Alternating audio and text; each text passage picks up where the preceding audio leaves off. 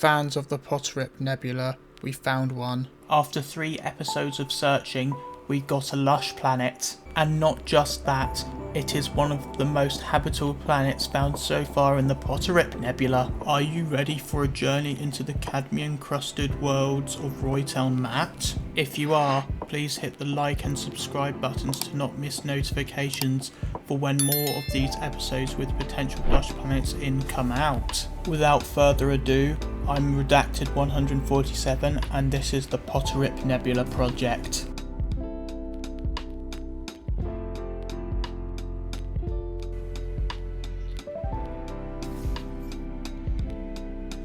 Today's solar system that we will chart is Roytown Mat. It is a red star with an M0PF stellar class. It also has water present on at least one of its 3 planets, with their sizes being medium, small and large respectively. None of the main 3 alien races of the NMS universe have ever been here, and because of that, Roytown Mat is an uncharted system.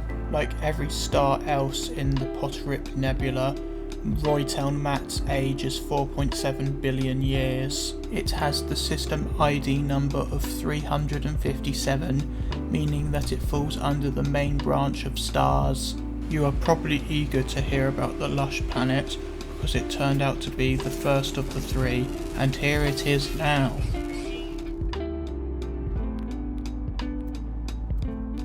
The first planet in today's episode is Ashini IV. It is a medium-sized temperate planet with the lush biome. The weather on Ashini IV has been described as sweltering damp, meaning it has regular heat storms. The sentinels here are spread thin, meaning that they are only found patrolling important buildings. The flora and fauna spawn rates are rich and abundant respectively, meaning that they are both very common. The resources found on this planet are as follows. Cadmium is the stellar metal, starbulb being the biome-themed plant, paraffinium is the local earth element, and the random mineral is magnetized ferrite. The amounts of scannable items found on the planet are as follows. There are 6 creature species, 11 flora types, and 20 mineral types, making a total of 37 scannable items on this planet. The age of Ashini IV is 4.41 billion years,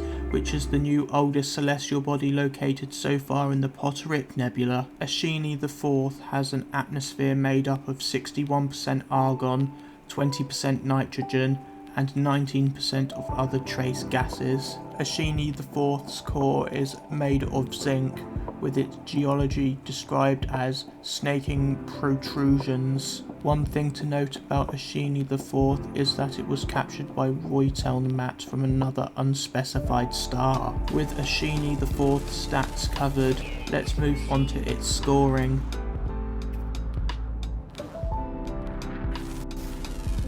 Viewing this planet from space gives us a waterless green grass look, whilst on its surface it has the same green grass but with a purple-blue atmosphere. It also does not have oceans, which I'll deduct half a point for. Overall, I'd score Ashini IV's colour scheme 4 out of 5 points.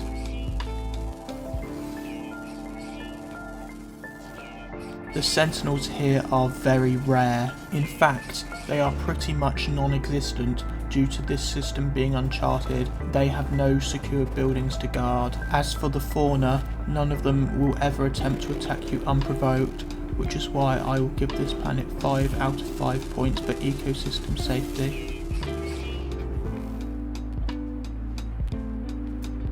This planet has the lush biome, the best kind for life. The daytime tops out at 40 degrees Celsius, but during storms this zooms all the way up to 120 degrees Celsius. The nighttime, however, is a comfortable 23 degrees Celsius. For this reason, I'll rate Ashini IV 4 out of 5 points for the habitat suitability category. Now, time for my personal rating.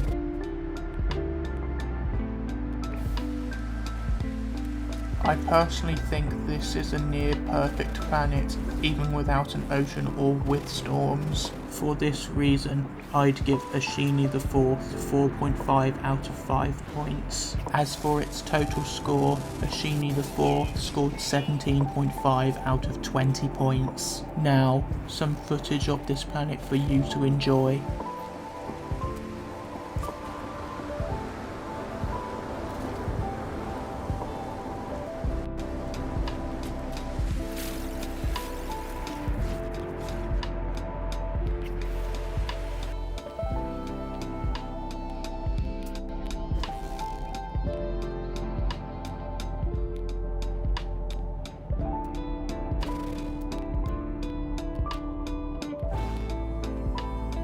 Time for the second planet.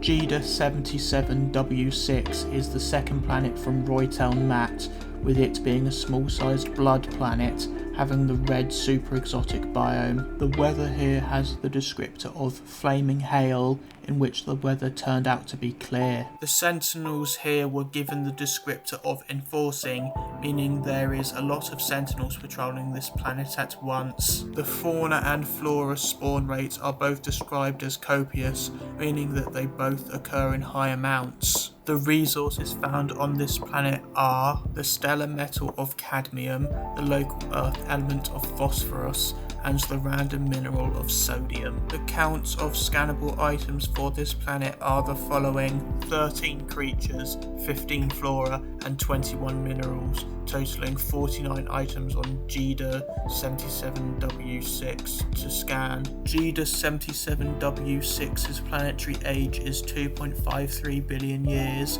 with its atmosphere made of 70% chrysonite, 24% sulfurine, and 6% of other trace gases. Its core is mostly made of core missing, with a geology of alarmingly symmetric. A note to make about this planet is that it is cursed. Time for the scoring segments.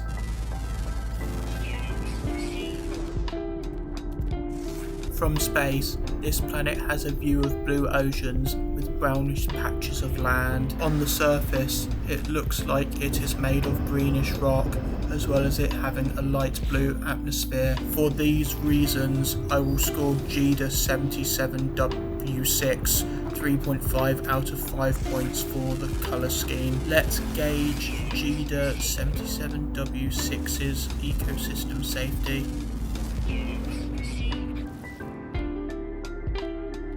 The Sentinels frequently patrol this planet, but not to the point where they would be constantly on the search for travellers to eliminate. As for the fauna, there is a predator, but it is found underwater. For these reasons, I give Jida 77W6 a 3.5 out of 5 points for its ecosystem safety. Now, let's see what this planet's habitat suitability is like.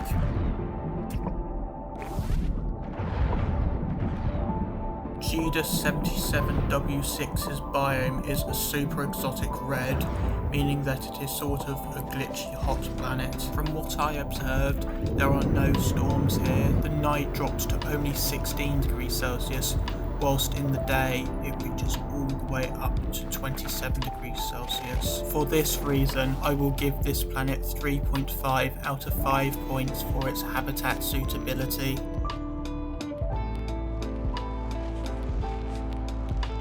I personally have a small favourable view on this planet, so I'll give it 3.5 points out of 5 for my personal rating. Having scored 3.5 on all 4 categories, this planet has a total score of 14 points out of 20. Here is some exploration footage of this planet.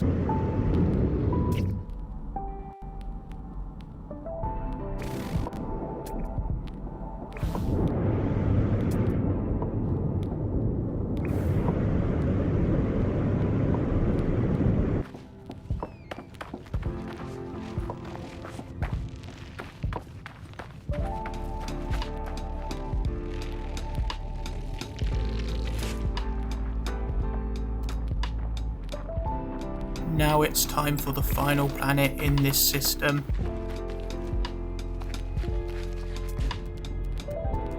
Hebendala Onju is the third and last planet from Roytelnamat, being a large-sized high-energy planet having the radioactive biome. The weather here is described as irradiated storms, meaning that regular storms occur here. The sentinel activity here is unwavering, meaning that the number of sentinels patrolling this planet is high. The flora and fauna of this planet are described as typical and copious, meaning that they occur in medium and high amounts, respectively. The following resources found on this planet are cadmium as the stellar metal, gamma root as the biome-themed plant, uranium as the local earth element, and silver as the random mineral. The number of scannable items on the surface of Hebendala Onju are as follows: 8 different fauna species, 6 different flora types, and 18 unique minerals, totaling 32 scannable items. Hebendala Onju's age is 2.11 billion years old,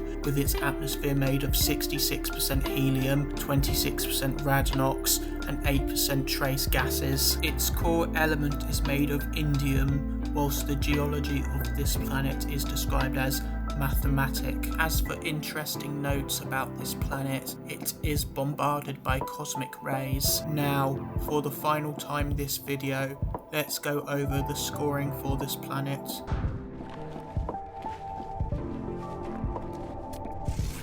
From space, Hebendala Onju looks like a floating grey rock, whilst on the surface it appears much the same. For this reason, I rate its colour scheme a 1.5 out of 5 points. Let us continue with scoring Hebendala Onju. The sentinels here frequently patrol this planet. As for the fauna here, there is at least 2 predators on the surface, meaning that I will score Hebendala Onju 2 out of 5 points for its ecosystem safety.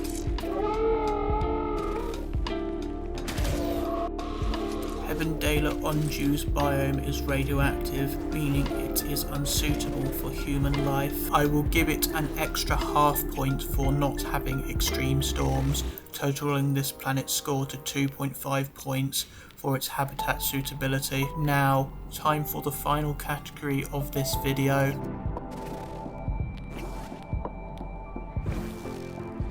I personally think this planet has an evil mindset, which I think is cool, so I'll give it a 4 points for my rating. As for the total scores of 1.5, 2, 2.5 and 4, this gives Hebendala Onju a score of 10 out of 20 points. Here is half a minute of footage on this planet.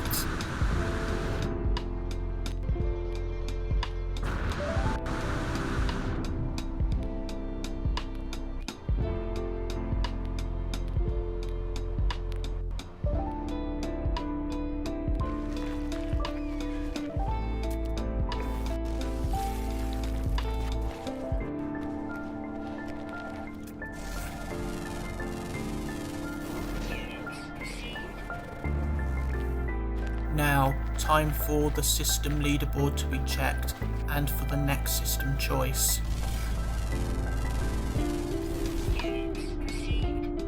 In third and last place we have Hebendala Onju scoring 10. In second place we have Jeda 77W6 scoring 14. And in first place, the winner of this episode, scoring 17.5 points, is Ashini the Fourth. Time for the next episode's options to be picked by you all.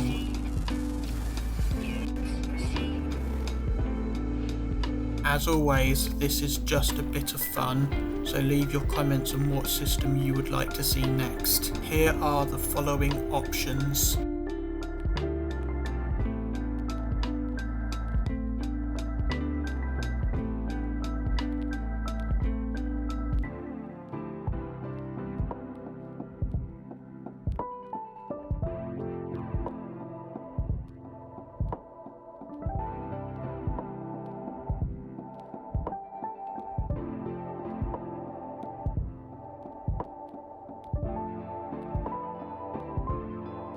So yeah, that was Roytel Matt, also known as System 357 of the Potterick Nebula. One thing I do want to cover is that in the last episode I stated that Piesco Alch was system number 1057. I checked back over this with screenshots and it turns out that it was actually system number 1056. Apologies on my part for that mistake. Anyways, I hope you enjoyed this video. If you did, leave a like and a comment on which suggested system I should cover next, and subscribe if you want to support the channel even more. With that being said, I hope you are all doing well out there. Take care, and I'll see you all in the next video. Goodbye.